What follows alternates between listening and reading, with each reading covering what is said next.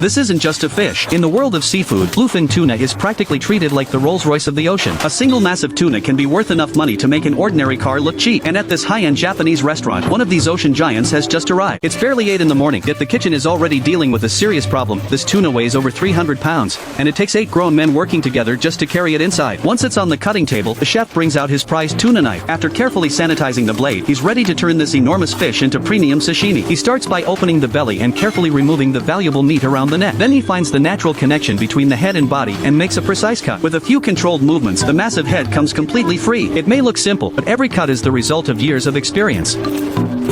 Now comes the difficult part. The chef has to divide the entire body into its major sections without destroying the valuable meat inside.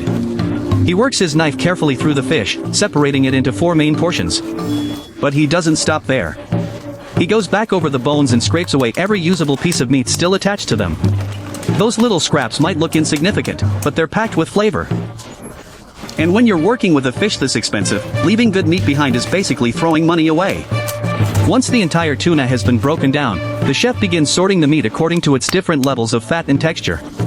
And this is where one giant fish starts turning into several completely different eating experiences. First comes akami, the lean red section. It has the least fat, but that gives it a clean, fresh sweetness and a pure ocean flavor.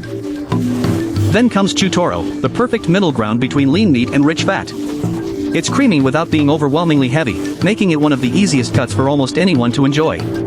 But then the chef reaches otoro. This is where the richness goes to another level. With an extremely high fat content, the flesh becomes unbelievably soft.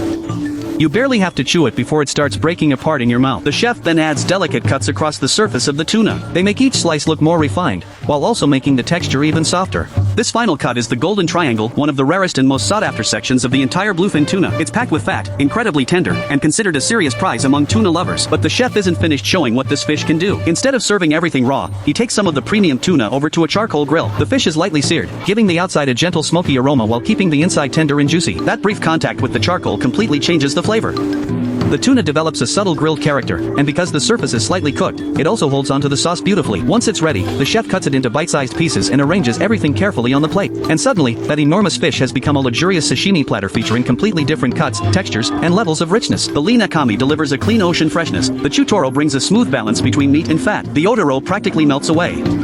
And the rare triangle cut delivers the richness that serious tuna lovers chase.